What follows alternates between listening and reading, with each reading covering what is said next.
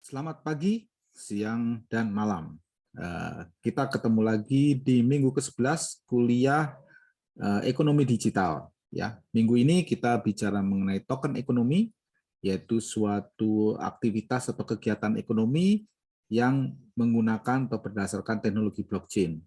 Teknologi blockchain sudah kita pelajari di pertemuan-pertemuan sebelumnya, yaitu suatu teknologi yang sangat menjanjikan untuk menjaga attitude atau menjaga kekonsistenan atau membuat rules yang berkaitan dengan interaksi antar manusia dan tentunya di kegiatan ekonomi. Ya, token ekonomi adalah suatu bagian dari tentunya ilmu ekonomi, ya, membahas mengenai ekonomi, membahas mengenai produksi, distribusi, konsumsi barang dan jasa yang sudah di-tokenize, artinya sudah dijadikan bentuk digital. Ya, di dalam bentuk digital kita sebut sebagai cryptography token atau token yang sudah disecurekan dengan keamanan kriptografi yang sehingga kita bisa mengatur aset yang kita punyai, aset-aset yang sudah kita tokenkan tadi, ya. Kita bisa manage dengan smart contract. Kita sudah cerita di minggu sebelumnya tentang smart contract, ya, suatu program yang bisa kita execute jika suatu kondisinya terpenuhi, ya. Kita juga aset yang dilakukan di token ekonomi itu cukup mudah diproduksi, tentunya harus ada underlying asetnya. Dengan hanya beberapa kode kita runningkan di smart contract, maka dia akan bertindak sebagai otomasi, ya, yang berjalan di atas network basis blockchain. Ya, kalau kita lihat saat ini total crypto market capitalization dan volume, ya, kapitalisasi market cap, ya, jumlah kapital yang di market berbasis aset kripto itu sudah mencapai 2,38 triliun dolar, ya.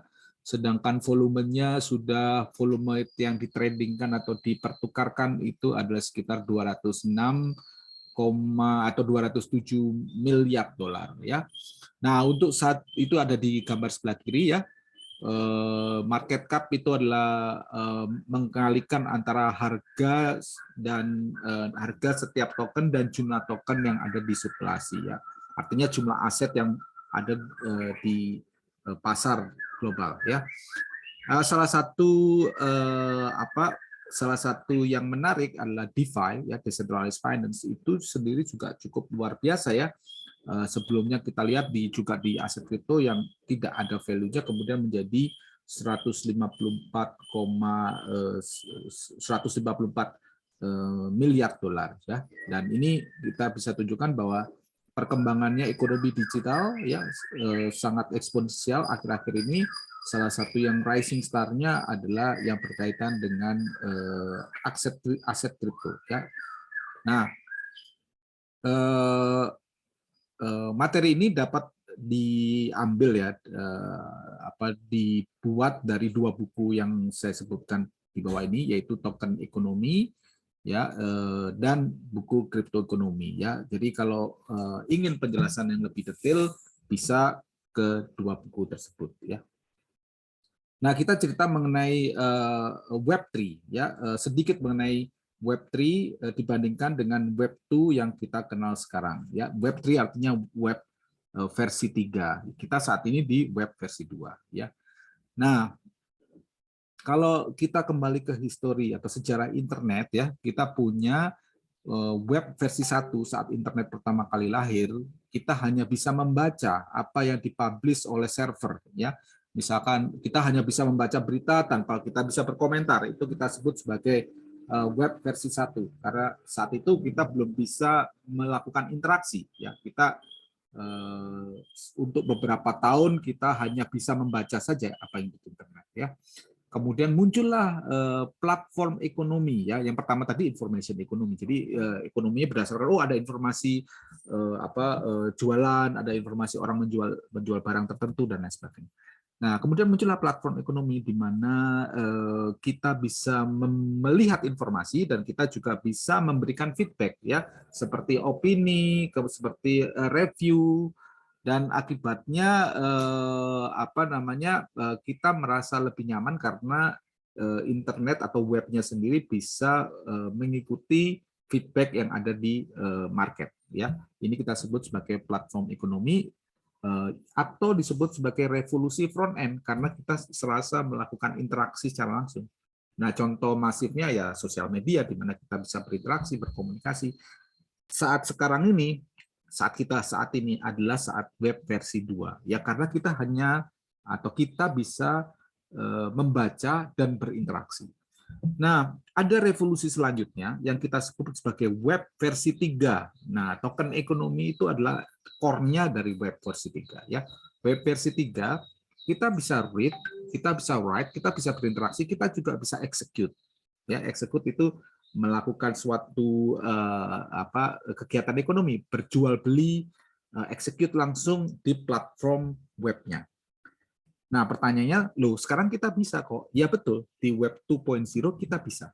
Tapi di web 2.0 kita membutuhkan layanan offline ya, seperti transfer antar bank ya.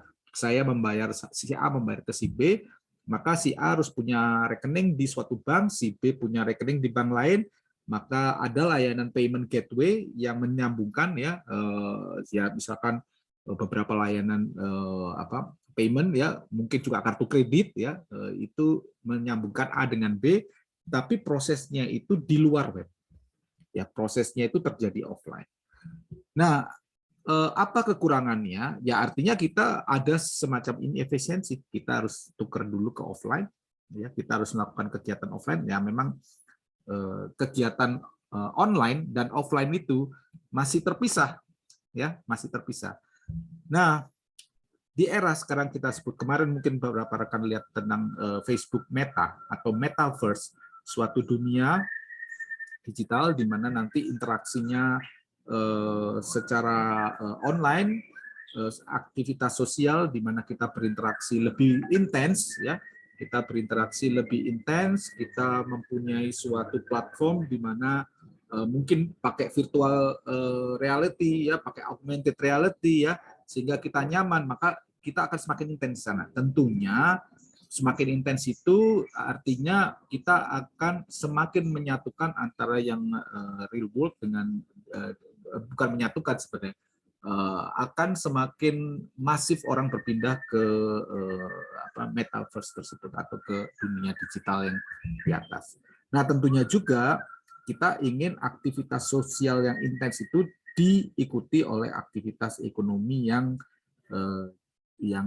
juga seamless ya, berjalan di atas layanan digital. Oleh karena itu eksekusi pertukaran aset ya, semakin banyak interaksi sosial, semakin besar juga kemungkinan kegiatan ekonomi ya. Itu di ilmu ekonomi seperti itu ya. Kegiatan potensi ya, inovasi baru, bertukar aset, membeli, menjual, menggunakan jasa, kita perlu aset-aset yang digital ya, yang seamless berjalan di atas digital, dan mungkin jenis layanannya juga lebih kaya daripada yang sudah ada saat ini. Jadi token itu, tulisan bawah, token itu seperti di Web3 itu ya, token itu karena tadi pertukaran aset dan pertukaran jasa dan lain sebagainya. Seperti dulu di website itu ya, website itu adalah enabler kita untuk melihat informasi ya. Token mengenabler kita, membuat kita, memampukan kita untuk melakukan exchange ya. Nah, itu sedikit mengenai Web 3.0 ya. Di sebelah kanan atas kita punya beberapa konteks yang kita kenal di infrastruktur internet. Yang pertama adalah kita kenal namanya client server, yaitu di web versi 1 dan di web versi 2 ya, kita menggunakan client server internet ya. Kemudian kalau kita menggunakan client server, tentunya datanya itu adalah monopoli, dimiliki oleh yang punya server dan punya jasa ya. Tapi di lain pihak kita juga kenal namanya peer-to-peer network ya, beberapa layanan atau beberapa program ya seperti misalkan torrent itu berjalan di peer to peer, artinya setiap orang terkoneksi dengan orang lain tanpa melalui server ya. Misalkan di torrent itu kalau kita mau download file itu bukan di server tapi file itu ada di komputer lain ya. Sebagian di komputer A, sebagian di komputer B, terus kita ambil. Nah, itu berkaitan dengan konsep yang di bawah yang kita bahas sebelumnya di blockchain, yaitu centralized authority dan decentralized authority. Ada distributed ya. Nah, centralized authority itu yang sekarang lagi berjalan di Web 2.0, di mana centralized itu adalah penyedia atau perantara dari layanan yang ada, misalkan let's say layanan e-commerce, ya, layanan transportasi, layanan jodoh, mereka menyambungkan. Ya, layanan e-commerce menyambungkan orang yang jual dan orang yang beli. Layanan jodoh menyambungkan orang-orang yang ingin cari jodoh. Layanan transportasi menyambungkan ya antara orang yang butuh alat transportasi dan orang yang memang mencari penumpang ya. Dan ini yang kita cerita sebelumnya recommender system atau matching gitu ya. Jadi itu menjadi perantara. Nah, di distributed atau di Web 3.0 kita tidak mengenal perantara itu karena semuanya adalah peer to peer ya, kita langsung terkoneksi dengan orang lain. Saya beli, si A beli dengan si B, langsung terhubung A dengan B dan dompetnya langsung ya, karena sekarang perantara itu berfungsi kalau saya membeli barang dari A membeli barang dari B, maka platform ini bertugas menjamin pembayaran terjadi aman ya, barang nyampe ke pembeli, pembayaran nyampe ke penjual ya. Kemudian ada apa namanya ada review, ada semacam rating dan lain sebagainya, itu jaminan. Nah, kalau kita menggunakan peer to peer artinya A dan B langsung walletnya ya asetnya bertukar. Dan kemudian kepastian barang nyampe dan tidak nyampe itu bisa diatur di smart contract. Ya. Oke, nah ini adalah bayangan mengenai Web 2.0 dan Web 3.0 seperti yang ceritakan tadi sebelah kiri. Nah ini ada apa namanya aplikasi kemudian mengakses layanan decentralized. Contohnya dilihat nih Facebook, Google, Bank, Amazon, YouTube. Dan layanan lain itu yang menyediakan layanan penyedia layanan ini menyediakan layanan-layanan akan diakses oleh end user. Misalkan Facebook dengan sosial medianya dibuat free ya, kemudian datanya digunakan untuk kepentingan market yang lain. Ini two side market ya. Satu buat user free nggak bayar, tapi cost-nya buat user adalah user memberikan datanya digunakan oleh Facebook untuk memprofile yang nantinya digunakan untuk monetize lagi oleh advertisement ya, atau advertising ya. Dan bedanya dengan Web 3.0 adalah ini adalah peer to peer ya. Jadi tidak ada yang menjadi logikanya, tidak ada yang menjadi menyediakan itu. Logikanya juga kalau tidak ada yang menyediakan itu, maka kita punya kontrol atas data kita punya kontrol atas layanan yang akan kita pilih ya. Sementara sekarang tidak. Sekarang kita akan kesulitan karena model bisnisnya pada umumnya adalah mengambil data-data yang kita punya untuk kepentingan selanjutnya ya. Jadi ada istilah internet saat ini memang jauh dari ideal karena kita tidak bisa ngontrol data kita ya. Itu kita juga apa namanya kita juga nggak bisa nolak ya, kita ya masuk aja ke dalam layanan tersebut ya. Kemudian yang kedua, kita yang sekarang tidak ada layer di internetnya untuk melakukan exchange payment, settlement ya, exchange aset dan lain sebagainya ya. Nah, ini yang paling penting adalah merah, trust issue. Setiap saat kita berinteraksi, data kita itu ada di mana-mana. Ya. Data kita ada di service provider tentunya. Dan setiap kali itu terjadi, maka kita susah kontrolnya. Begitu data kita ada di di tangan advertising, ya kita sudah nggak bisa punya kontrol terhadap data kita. Di lain pihak, di Web3 menawarkan bahwa tanpa penyedia layanan kita juga bisa kok tukar-menukar aset, contohnya yang di blockchain yang saya ceritakan dulu, gimana kita mencegah terjadinya double spending. Ya, double spending artinya kalau aset saya gunakan untuk membayar orang lain, maka aset saya berkurang dan aset orang lain bertambah. Ya, uang saya berkurang, orang lain bertambah sejumlah yang kita setujui. Ya, dan itu semua orang punya catatan terhadap kondisi terakhir dari aset atau uang yang saya punya. Ya. Kemudian yang kedua, Web2 itu menyimpan datanya di satu server ya yang kita percaya, yang kita gunakan ya. Web3 itu simpan datanya di mana-mana di P2P network ya, menggunakan protokol yang berdasarkan konsensus majority seperti di teknologi blockchain. Artinya kalau kita contohnya kita tidak suka dengan suatu postingan dan lain sebagainya, kita akan melakukan proses protes atau report ke penyedia layanan Facebook, Twitter, dan mengenai itu akan diturunkan atau di-ban atau di-block ya layanan itu ya tergantung sama si penyedia layanan. Jadi ini central authority ya. Beda dengan peer to peer. Kalau peer to peer kita majority, kita mau orang itu di-kick ya kita bisa langsung karena kita konsensus ya. Nah, ini nomor 3 akan menjadi revolusi di internet ya.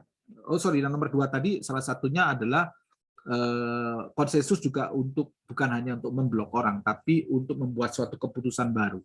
Dan biasanya kita insentifkan dengan network token atau dengan semacam payment ya, seperti miner lah di Bitcoin ya. Dia menjaga memvalidasi transaksi maka dia dapat koin ya. Nah, ini menjadi nomor 3 revolusi di internet ya, di mana kondisi terakhir dari Web 3.0 itu direpresentasikan oleh catatan ledger. Ya, semua orang punya rekor yang sama ya, semua node punya rekor yang sama dan di-maintain secara bersama-sama. Di Web 2 itu adalah revolusi di front end. Kita akan lihat bagaimana kita nyamannya berinteraksi. Di Web3 itu di back end, makanya banyak pertanyaan, apa yang berbeda di Web3? Toh saya bisa langsung membayar ke orang, toh saya bisa langsung membeli dan lain sebagainya. Malah mungkin lebih nyaman karena ada central authority-nya yang menyediakan layanan. Tapi di Web3 itu back end, jadi artinya settlement layer atau wallet yang berkaitan dengan setiap orang daftar asetnya, ya aplikasi yang untuk menyimpan asetnya, itu langsung dibayarkan, ya langsung berinteraksi. Jadi mungkin bagi beberapa orang tidak kelihatan ada perubahan, padahal sebenarnya perubahan yang masif di mana kita bisa mengontrol data kita sendiri. Ya. Kemudian dengan kita bekerja secara peer-to-peer di teknologi DLT atau Decentralized Ledger Technology, maka kita punya decentralized application ya, atau contohnya salah satunya adalah wallet. Semua orang yang terlibat di dalam network blockchain itu akan mempunyai wallet. Wallet itu berisi identitas kita, identitas tentunya bukan identitas asli. Ini adalah public key, ya ini identifier yang dikontrol oleh identity yang atau private key-nya, ya. Jadi kita akan bisa punya banyak wallet. Setiap wallet berisi identifier kita, ya, dan juga bisa berisi aset kita, ya. Misalkan kita mau masuk ke sosial media yang berbasis blockchain, kita loginnya nggak pakai email lagi, tapi pakai wallet. Nah, mungkin kita posting harus bayar dulu ya, tapi bisa kita bayangkan kalau semua orang diberikan semacam requirement yang lebih tinggi, maka sosial media tidak akan seribut sekarang ya, banyak sekali orang misalkan akun bot dan lain sebagainya yang memang kita sulit memberantas, atau hoax news dan lain sebagainya karena reputasinya tidak dari konsensus publik. Nah, ini sedikit mengenai blockchain teknologi yang sudah kita bahas dulu. Ya, ini secara singkat aja kita punya decentralized peer-to-peer, ya. Kita punya blockchain itu immutable, kekal. Apa yang kita tulis di blockchain itu kekal, tidak akan pernah berubah. Ya. dan tentunya dia tamper proof, tidak bisa dirubah, ya, diubah ya nggak bisa. Kemudian catatannya itu terurut ya. Jadi kalau tiba-tiba kita rubah yang depan maka nggak mungkin karena yang belakang akan hangus semua. Ya, jadi chain kita akan tidak berlaku ya. Jadi semakin dalam catatan kita maka semakin susah dirubahnya ya. Dari segi enkripsi kita punya proof of work atau juga proof of stake dan segala macam jenisnya untuk meyakinkan integritas dari network. Kita punya enkripsi dan hashing untuk menenkripsi, melindungi ya data catatan yang antar rekor tadi ya. Kemudian ada konsensus juga ya. Kemudian kita punya juga distributed ledger ya. Catatan yang ada di mana-mana, saya bilang tadi, kalau ada di mana-mana semua orang bisa lihat, maka semua orang akan saling percaya karena transparan ya kelihatannya. Nah, kalau transparan maka kita nggak perlu lagi penengah, perantara ya. Dan kita juga punya smart contract ya yang sudah kita ceritakan sebelumnya, suatu program yang dijalankan di atas blockchain sehingga pada saat ya kondisinya terpenuhi ya. Misalkan 30 hari kerja, gaji harus dibayarkan, ya langsung dibayarkan di atas blockchain dengan menggunakan dApps, ya distributed apps yang di dalamnya ada smart contract. Ya. Nah, ini sedikit tentang smart contract ya. Kita bisa bayangkan ya, kita beberapa definisi ya. Smart contract itu adalah suatu software ya yang diproses oleh tadi disebut ledger ya. Yang kita tuliskan skrip kecil ya, kita execute ya antar orang yang kita saling nggak kenal. Jadi saya bisa bertransaksi dengan orang yang tidak saya tahu asal usulnya. Kalau agreement sudah terjadi di smart contract, kita sudah bisa jalankan karena tidak mungkin berubah, tidak mungkin diakal ya. Dan tentunya smart contract yang kedua adalah dapat mereduksi biaya membuat perjanjian. Dan juga biaya kalau misalkan satu pihak curang ya, enforcement. Nah, itu formalizing dan enforcement itu kan semakin murah ya. Kemudian smart contract digunakan di use case yang simple kayak tadi tanggal segini gaji dikirimkan, itu simple. Atau yang kompleks, misalkan setiap jika ini maka itu, maka ini maka itu ya, itu rules-nya panjang, itu kita sebut sebagai kompleks smart contract. Dan biasanya ini disebut sebagai Decentralized Autonomous Organization atau DAO. Nanti kita bicara lebih detail di belakang. Ya, dengan adanya smart contract itu, maka ini berpotensi mendisrupsi banyak industri ya, termasuk di banking, insurance, energy, government dan lain sebagainya. Ya. Nah, di sini kita lihat dalam segi aspeknya ya, di smart contract itu ada self verifying, ada self executing, jadi memverifikasi sendiri agreement-nya, mengexecute sendiri agreement-nya, dan tidak bisa dirubah, no cheating ya. Legal aspek dia lebih jelas ya, lebih kontraktual agreement-nya itu lebih direct ya, tidak ada gray area ya. Ya, jadi lebih mudah dibuat dan lebih lower cost. Kemudian tentunya dari ekonomi aspek dengan smart contract orang akan tahu termnya ya. Dia transparansi. Berapa banyak di kita, misalkan contohnya saya yang harus pusing membaca polis asuransi misalkan. Banyak sekali syaratnya, harus begini, harus begitu ya. Di smart contract kita tinggal pahami aja line kode ya. Kodenya mudah ya karena tidak terlalu banyak menggunakan kata-kata ya. Yang kedua tentunya intermediarinya akan sedikit karena saya langsung antara perusahaan asuransi dengan kita langsung tanpa agen, tanpa hal-hal yang menjadi penengah ya. Dan tentunya akan lebih murah, lower transaction cost. Nah, sebelah kanan ini ada gambaran bagaimana proses pembelian dan pembelian mobil di Web 3.0 yang berdasarkan smart contract. Mohon maaf kalau gambarnya keputus ya, di atas kanan ini gambar mobil ya. Ya contohnya begini. Langkah pertama seorang namanya Bob ya ingin menjual mobil. dia menuliskan wallet dia atau blockchain address dia itu adalah 757382. Bisa kita lihat Bob, tapi bukan Bob, tapi di node-nya itu dikenal sebagai 757382 dari distributed apps atau wallet-nya tadi, ya. Dan kemudian Bob itu menuliskan smart contract.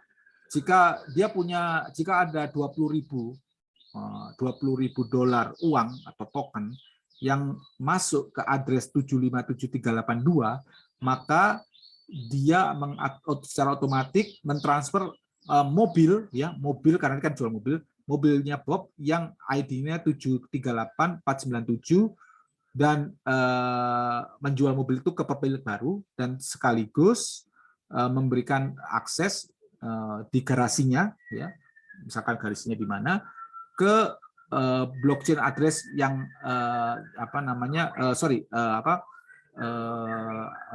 smart code-nya itu adalah dikirim ke siapapun, ya, kebetulan, ya, siapapun juga. Nah, kebetulan Alice ini ingin membeli, ya, Alice ini ingin membeli dan dia langsung mentransfer 20.000 ke addressnya dari address dia 389157 ke Bob, yaitu 757382. Jadi Bob itu ke addressnya, dia kirim 20.000, ya. Artinya begitu Bob terima, maka dia execute smart contract ini, ya. Jadi artinya di sini harusnya di smart contract nama Alice nggak ada, ya. Begitu smart contractnya, begitu Alice-nya bayar, maka smart contractnya itu tereksekut, ya. Nah, setelah dieksekusi, maka smart contract akan verifikasi setiap node ini, Bob-nya dan mobilnya, ya, dia verifikasi, dan dia juga memverifikasi kalau Alice beneran punya duit enggak. Itu udah proses yang bagus, ya. Kemudian setelah verifikasi, maka verifikasi, maka Alice, ya, akan mendapatkan akses code, ya, dikirimkan akses code atau kunci garasinya lah, kunci garasinya, dan kemudian mobil itu berpindah kepemilikan ke Alice, ya, dari daftar pemilik, dan uangnya itu berkurang dari Alice dan berpindah ke Bob, ya. Dan kemudian nah ini udah detailnya, udah tukar-menukar aset dan mobil dengan uangnya. Dan tentunya misalkan ada orang mau mencoba mencuri dari mobil Alice tadi, mereka akan lihat dari network, ya, oh nggak mungkin yang punya mobil itu C, karena dari Bob berdasarkan smart contract mobil itu sekarang adalah punyanya Alice. Jadi kita udah networknya nggak bisa ditembus, dan yang kedua bisa dilihat dari catatan rekor bahwa Bob tidak pernah memberikan mobil ke C tapi ke Alice. Nah, itulah gambaran singkat bagaimana kita lihat transaksi nanti di depannya begitu kita melakukan proses ekonomi, ya, digital ekonomi di layer mungkin namanya metaverse atau apa gitu, ya. Oke. Nah, kita kembali ke DAO yang tadi saya ceritakan.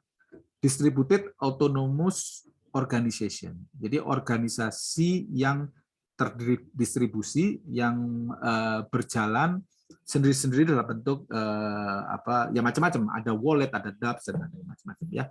Nah, gambarannya itu seperti ini. Kita saat ini di dunia nyata kita punya organisasi itu bentuknya hierarki, ya, dari CEO ke down management. Dan ini adalah warisan zamannya revolusi industri mesin uap dulu, ya. Sampai sekarang masih digunakan, dan memang terbukti model organisasi seperti ini itu handal dan bisa di-manage dan bisa membuat organisasi mencapai kinerja tertentu.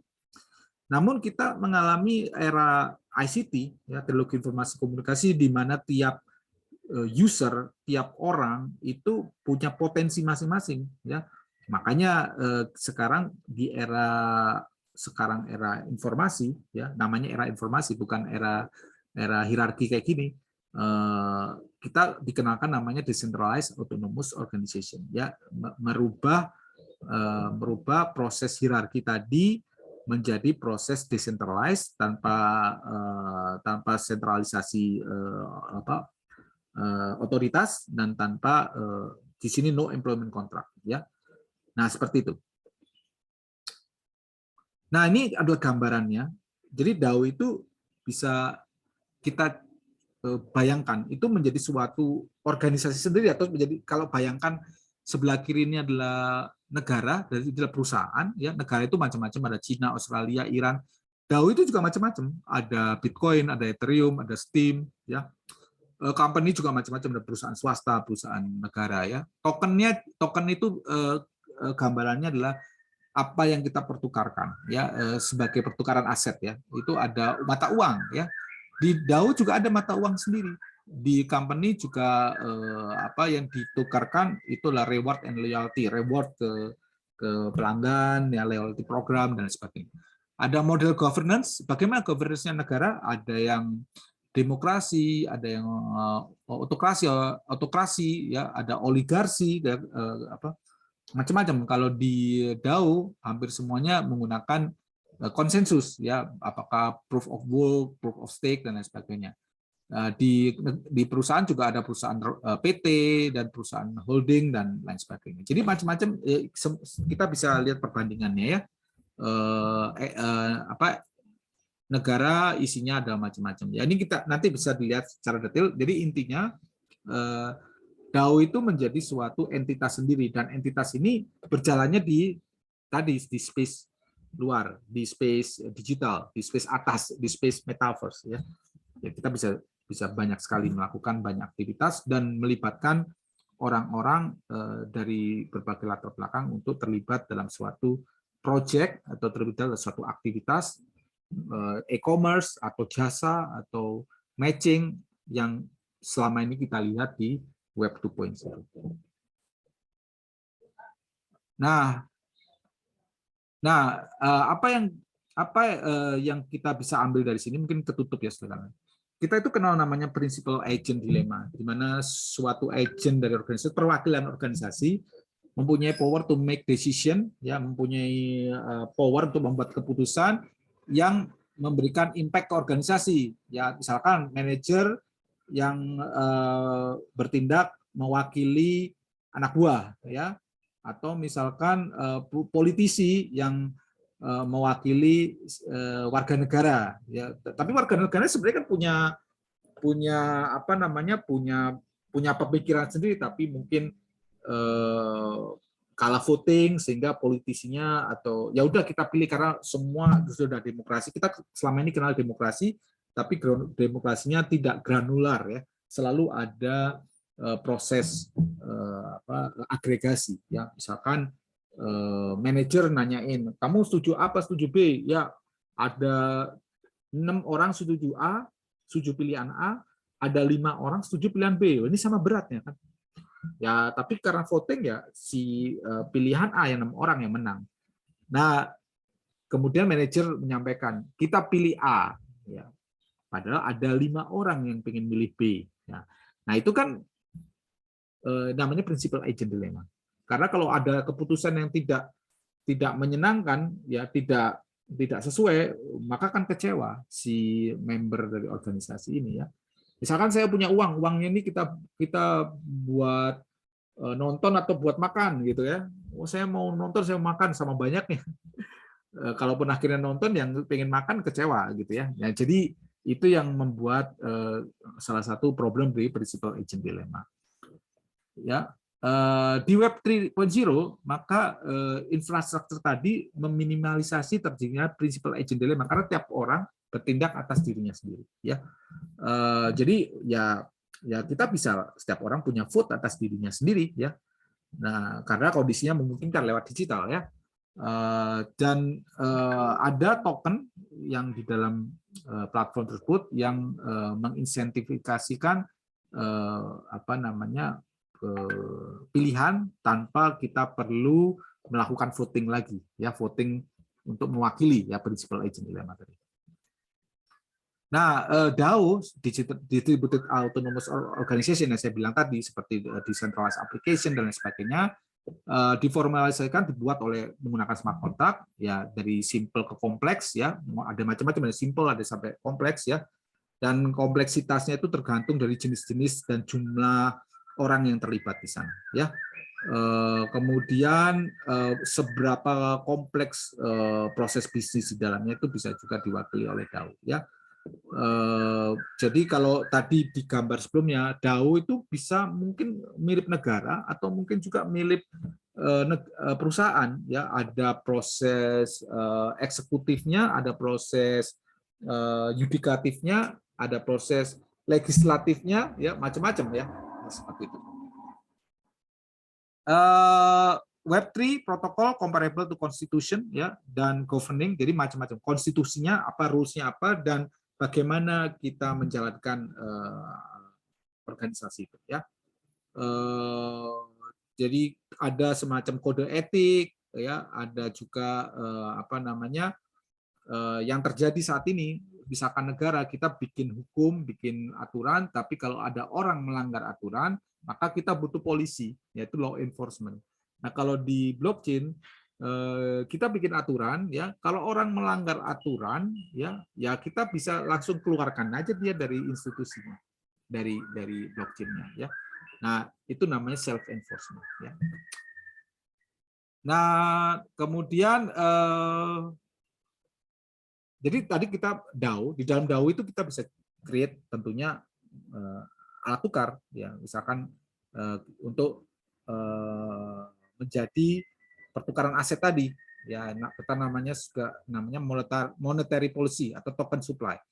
Ya, kita memberikan supply token ke orang-orang yang memberikan bantuan ke network supaya networknya bagus, ya, contohnya miner, ya, seperti yang saya ceritakan tadi, ya. Dan macam-macam rules-nya beda-beda, reward buat miner juga beda-beda. Nah, selanjutnya adalah salah satu yang saat ini besar di dunia token ekonomi adalah Ethereum. Ya, kalau Bitcoin itu digunakan untuk pembayaran, kalau Ethereum itu digunakan pembayaran dan lain-lain. Dan lain-lain karena ada smart contract tadi. Jadi tidak hanya sekedar bayar-bayar aja, tapi ada smart contract yang melakukan eksekusi pembayaran atau pertukaran itu dengan kondisi tertentu terpenuhi.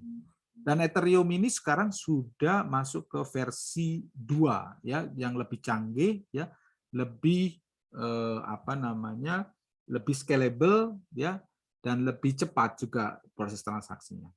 Sebagai informasi, Ethereum itu adalah di level infrastructure, kemudian di atas-atasnya itu dibangun yang tadi kita sebut sebagai DAO, ya, kita sebut sebagai platform-platform blockchain, misalkan platform Avalanche, platform platform Cardano dan lain sebagainya dibangun di atas Ethereum sehingga kita bisa membuat aplikasi di atasnya. Ya, kita sebut sebagai layer 1 dan layer 2, ya. Nah, salah satu contoh di ekonomi, ya, di bidang ekonomi, ya, adalah bukan salah satu contoh, adalah decentralized finance dan crypto asset adalah use case yang paling banyak digunakan di token ekonomi. Nah, ini adalah use case mengenai decentralized finance, ya. Saya mungkin mulai dari sini, dari kiri, ya. Jadi decentralized finance itu kita gunakan tadi DAO, ya, di mana setiap networknya itulah permissionless, ya, dan dia terdesentralisasi seperti sifat blockchain pada umumnya, tidak membutuhkan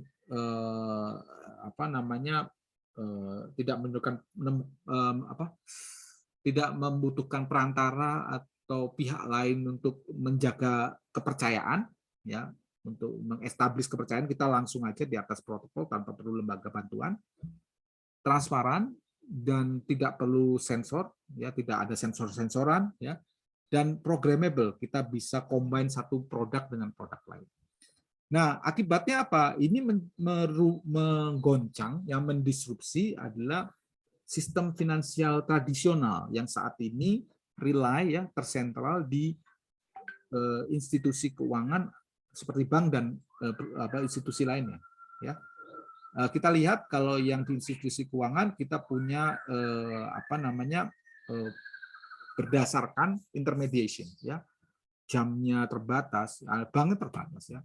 Kemudian latensinya juga lama, ya, prosesnya pelayanannya lama.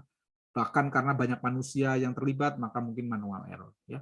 Sementara di DeFi, decentralized finance, artinya tadi decentralized finance, industri keuangan yang terdesentralisasi, yang tidak perlu lembaga terpusat, ya.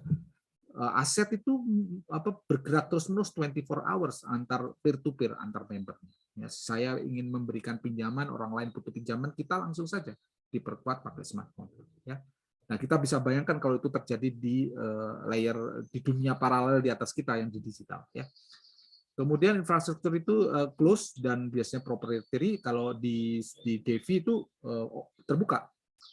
Uang jumlah berapapun juga bisa masuk. Misalkan saya punya uang, saya mau invest, uang saya cuma 100.000, ya mungkin di bank agak susah, ya, karena mungkin ada kalau terlalu kecil ya nanti cost-nya menjadi lebih mahal, ya. Kemudian ada compliance, kalau di sini nggak ada compliance, ya. Kemudian perlu license. Di sini kalau punya ide bisnis masuk ke DeFi itu startup cost-nya sangat rendah, ya. Biasanya dari tradisional itu kita ekstrak data dari user, ya memang wajib, ya, karena know your customer, KYC. Kalau di sini enggak, kita nggak bisa ambil, ya. Aplikasinya banyak sekali. Kita lihat di kiri bawah, ada remittance, ada loans, ada exchange, ada trading, ya, macam-macamnya. Ada borrow lending, ada token exchange trading, ya, ada market prediction, cloud wisdom, dan ini adalah nama-nama produknya, ya, nama-nama platformnya, bukan produk, nama-nama platform. Dan di dalam platform itu biasanya ada tokennya untuk mereka interchange, ya, antar DeFi, antar node itu mereka interchange di dalam platform tersebut menggunakan token yang disetujui di platform tersebut, ya. Nah, ini dari blockchain capital 2020 saat pandemi luar biasa value-nya dari DeFi, ya, lending and decentralized exchange, faktor dari eksplosi DeFi tahun 2020 ini meledak luar biasa, ya. 6 protokol, 6 produk atau 6 platform sudah $1 miliar, ya, value di dalamnya, ya.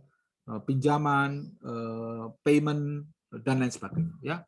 Dan kemampuan kita, misalkan kita mau invest, kita bisa mengkombinkan berbagai macam jenis produk, ya. Mungkin kalau di dunia nyata itu agak repot, ya. Biasanya setiap produk itu punya aturan sendiri, tidak semudah saya mau invest sebagian ke sini, sebagian ke sana, mungkin akan sulit, ya. Nah, di sini kita bisa combine, ya, smart contract kita di investasi produk A, kemudian dengan produk B, kita bisa coba dengan detail yang sangat luar biasa atau granular yang besar. Dan kemudian kita banyak experimentation karena banyak ada smart contract tadi dan platform masing-masing, kita bisa bermain membuat eksperimen, mau diapain aset kita, ya. Kalau di dunia nyata kita terbatas, ya, dana reksa, deposito, saham, ya, limited optionnya. Sedangkan di sini kita punya banyak peluang. Nah, gambarannya ini adalah kita cerita tadi saya ceritakan Ethereum. Ethereum itu layer bawahnya yang mendasari semua kegiatan token ekonomi. Nah, di atasnya itu di bagian Ethereum ada 2 jenis, ya, pertukaran aset. Yang pertama pakai ERC20 untuk token yang bisa kayak seperti uang, ya. Kemudian ERC721 yang kita sebut sebagai non fungible token, yang mungkin rekan-rekan sering dengar, NFT, yaitu kepemilikan tapi tidak bisa dipecah-pecah uang. Jadi kepemilikan jasa, kepemilikan tanah, ya, kepemilikan lukisan, ya, itu NFT. Nah, di atasnya ini protokol. Protokol itu ada yang untuk exchange, ada untuk lending, ya. Exchange artinya tukar-menukar token atau aset, ya, token lah terutama, ya, exchange, ya. Exchanger antar satu platform dengan platform lain, antar platform dengan mata uang dunia nyata, ya. Lending kalau kita ingin kita punya uang dan kita punya uang dan juga kita ingin meminjam, kita bisa masuk ke situ, ya. Nah, ini bunganya juga lebih menjanjikan daripada kita di perbankan. Karena apa? Karena cost-nya sangat murah, ya. Jadi bunganya itu akan bisa lebih kompetitif, ya. Kemudian derivatif, ya, dan juga asuransi, ya. Dan di application-nya, di end user itu ya kita punya yang ada di handphone publik itu ada Yearn Finance, ada Paraswap, ada Lynx, masing-masing layanan yang punya keunikan, ya, bisa dieksplor sendiri oleh rekan-rekan. Jadi kita nggak bicara tentang aplikasi tertentu.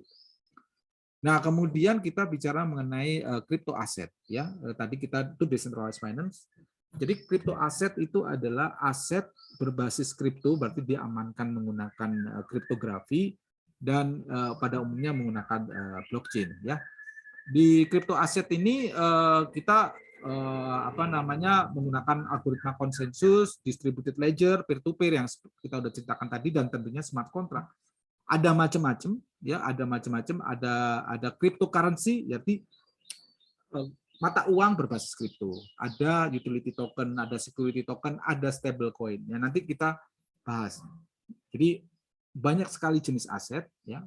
Yang mungkin menarik adalah cryptocurrency, yaitu mata uang yang digunakan untuk exchange.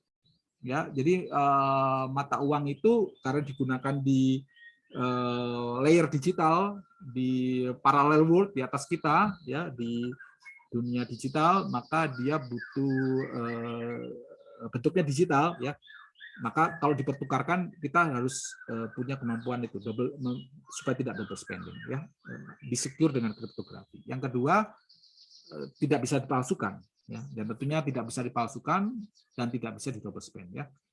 Kemudian banyak cryptocurrency itu bentuknya adalah decentralized network yang berbasis blockchain, ya. Nah, di cryptocurrency itu macam-macam. Ada yang berbasis fiat. Fiat itu mata uang resmi negara, ya, rupiah, dolar, gitu, ya. Ada yang berbasis komoditas, misalkan emas. Ada yang berbasis mata uang kripto yang lain. Atau ada yang tidak berbasis apa-apa yang disebut kita algoritmik. Jadi berdasarkan aturan, ya, program supaya dia nilainya nggak terlalu rendah, nggak terlalu tinggi. Nah, kripto yang paling terkenal adalah Bitcoin, ya, yang paling besar. Namun seperti rekan-rekan tahu, nilai Bitcoin sendiri itu sangat tinggi, seperti emasnya digital. Sangat luar biasa tinggi dan tidak praktis untuk digunakan sebagai pembayaran. Ya, tidak praktis ya karena terlalu volatile, terlalu naik turun. Nah, makanya dibuat solusi yang namanya stablecoin, di mana nilai satu koin disamakan dengan satu nilai mata uang tertentu. Contohnya di sini Tether, ya, satu koin Tether atau USDT itu sama dengan $1. USD coin juga itu satu ini nilainya $1. Ada juga rupiah, ada Indonesia Rupiah Token IDRT. Jadi ini adalah usaha-usaha supaya membuat uang yang stabil dan bisa benar-benar digunakan untuk sebagai alat pembayaran di dunia digital, ya. Nah, ada beberapa hal yang bisa kita ambil.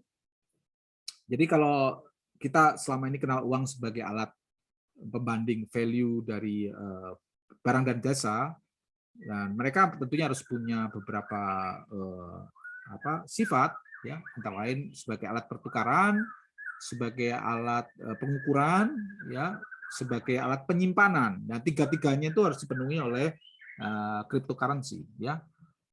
Properti dari uang itu kita tahu adalah liquidity, bisa dicairkan, bisa digunakan. Fungibility, bisa dibagi-bagi, bisa dipecah uangnya. Ya, misal satu dolar bisa dibagi menjadi 2 kali setengah dolar, misalkan. Dan dia harus durable, ya, dan nilainya itu terus-menerus, tidak sekarang nilainya segini besok nggak ada, gitu, ya. Kemudian dia harus bisa portable, ya, karena digital kita tentu portable, ya, makanya uang-uang yang nggak digital juga harus portable. Dikenali oleh banyak orang, recognizable, dan nilainya stabil, ya. Juga punya kemampuan supaya tidak bisa dibajak. Ya, kalau uang asli, uang kartal, uang kertas itu kan ada ada percetakan khusus, ada pola khusus supaya nggak dicetak, nggak dibajak. Ya. Di cryptocurrency kita gunakan kriptografi. Ya. Kemudian protokol token seperti Bitcoin dan Ether yang dua terbesar, mereka menggunakan token mereka sendiri untuk di network sendiri, di network mereka. Jadi kalau network Bitcoin ya pakai Bitcoin, network Ether ya pakai Ether ya. Jadi mata uang yang berlaku di network atau platform mereka itu ya yang melekatkan semua elemen di network itu, ya. Misalkan, dan mereka akan dibayar dengan mata uang itu. Misalkan saya mau validasi transaksi karena nggak ada bank, maka yang memvalidasi anggota network dari Bitcoin, maka dia akan dibayar menggunakan Bitcoin. Ya. Nah ini saya cerita lagi. Cryptocurrency saat ini yang problemnya adalah stability. Ya, jadi karena apa? Karena memang cryptocurrency itu kan tidak dibuat oleh bank negara, ya bank sentral, sehingga stability uangnya itu sulit, ya, tergantung mekanisme pasar. Makanya ini agak susah diadopsi oleh publik, ya. Dan itu diselesaikan tadi, dicoba diselesaikan dengan stablecoin tadi. Nah, jadi kriptografi token juga menggambarkan aset baru, ya, yang bisa memenuhi berbagai macam ekonomi function, fungsi dari ekonomi, ya, aktivitas ekonomi, ya. Kemudian penerbitannya, kemudian settlement-nya, kemampuannya mengkonvert aset, ya, dan memberikan right, ya, di dunia nyata, ya, bisa kita sebutkan sebagai bankable fund, ya. Kita juga lihat kemarin ada jual beli tanah digital gitu, ya, ya seperti itu, ya. Dan tokenizing economic activity selama ini yang berjalan di ekonomi digital, yang nanti bisa kita bayangkan di token ekonomi, itu bisa memberikan impact yang sangat luar biasa ke central bank, ya, karena central bank sendiri kan mengawasi perputaran uang di dunia real, ya. Kalau penduduknya semua beralih ke digital, mayoritas melakukan aktivitas digital di luar, ya, di atas kontrolnya bank, maka akan sulit, ya, mengukur, melihat stabilitas keuangan dan lain sebagainya. Misalkan penduduk Indonesia banyak pakai Bitcoin sebagai alat pembayaran untuk internet, ya repot juga, ya, nanti nilai rupiah akan tertekan, gitu, ya. Jadi itu akan menyulitkan. Kemudian pada saat nanti adopsi Web 3.0 itu mencapai massal, maka kita akan ada network effect, ya. Dan tokenisasi yang kita ceritakan tadi di ekonomi dunia nyata nanti akan bisa menggabungkan apa yang terjadi di dunia nyata dan di dunia digital, ya. Ekonomi dunia nyata dan ekonomi digital jadi satu, ya, atau mungkin jadi mirroring, ya. Nah, DeFi itu tadi kita sebutkan decentralized dan permissionless, ya, semua orang bisa masuk ke aplikasi finansial tersebut tanpa barrier, tanpa syarat-syarat tertentu, ya. Dibangun di atas blockchain, macam-macam, ada privacy token, ada stability token, stablecoin token, ada token exchange, ada token sales, dan berbagai jenis layanan finansial yang ada, ya. Di Web3 tadi, ya, DeFi yang berbasis Web3 tadi dapat memungkinkan membuka inklusivitas keuangan ke masyarakat, ya, karena selama ini mungkin beberapa orang akan sulit, ya, secara fisikal datang ke bank dan lain sebagainya, atau mungkin barrier entry-nya masuk ke bank juga harus punya saldo sekian dan lain sebagainya, ya. Mengkombinasikan beberapa solusi DeFi seperti stable token, decentralized exchange, dan decentralized lending dapat kita bayangkan membuat produk-produk baru. Jadi ini adalah ide-ide baru untuk membuat inovasi-inovasi baru. Tentunya untuk mengetahui itu Anda harus mengerti bagaimana decentralized finance dan aspeknya apa aja, dan kira-kira apa yang bisa kita create-kan dari beberapa layanan yang sudah ada. Nah, ini sedikit tambahan mengenai central bank digital currency seperti yang saya ceritakan tadi. Central Bank saat ini posisinya adalah tidak mengakui cryptocurrency ya, tapi blockchain mungkin digunakan untuk proses internal seperti transfer antar bank ya, dengan menggunakan ledger teknologi berbasis blockchain, maka prosesnya akan jauh lebih cepat, yang lebih mudah, yang kita sebut sebagai efisiensi teknologi ya. Kemudian transfer itu menjadi lebih real time, tidak perlu nanya lagi benar nggak kamu sudah transfer ke saya gitu ya, kalau ada problem ya. Kemudian financial inclusion, dan tentunya juga mencegah aktivitas ilegal ya, karena mungkin uangnya bisa di trace dan lain sebagainya ya. Nah, ini ada beberapa contoh di blockchain di financial industry ya, dari prinsipal blockchain revolution ya. Kita bisa lihat fungsi ya di financial industry, dari autentikasi, dari memindahkan nilai, dari menyimpan nilai, dari meminjamkan, dari menukarkan, dari investasi, dari asuransi, dari akunting. Jadi ini fungsi yang mengenai beberapa hal, misalkan lending value, misalkan apa, credit card, mortgage, corporate bond, municipal bond, ya, government bond, dan lain sebagainya. Impact-nya apa? Debt can be issued, trade, and settle on the blockchain, ya, increase efficiency, reduce friction, improve resiko, ya. Kemudian consumer dapat menggunakan reputasi yang dipunyainya untuk mengakses loan secara real time, tidak perlu ngecek kemana-mana lagi gitu ya. Dan stakeholder-nya siapa aja ya, wholesale, komersial, retail banking ya, public finance. Ini potensially sudah bisa dipetakan ya oleh buku Blockchain Revolution. Nanti Anda bisa membahas lebih detail ini ya. Dan yang terakhir adalah mengenai non fungible token ya. Di tahun 2021 ini adalah salah satu yang sedang banyak diperbincangkan ya. Nilainya sendiri, market cap-nya adalah sekitar 60 miliar dolar ya. Trading aktifnya sekitar 12 miliar dolar ya. Nah, pertanyaan apa itu NFT ya? Non fungible token seperti yang saya sudah ceritakan sebelumnya adalah suatu unit data yang unik ya, unit data yang unik dan tidak bisa dipertukarkan ya, untuk menyimpan value ya di blockchain ya. Artinya tidak bisa dipertukarkan dan nilainya itu satu whole gitu. Satu unit. Saya punya tanah gitu ya. Nilainya bukan masalah nilai, saya punya tanah, saya punya sertifikat tanah. Nah, sertifikat tanah itu yang menunjukkan bahwa itu punya saya ya.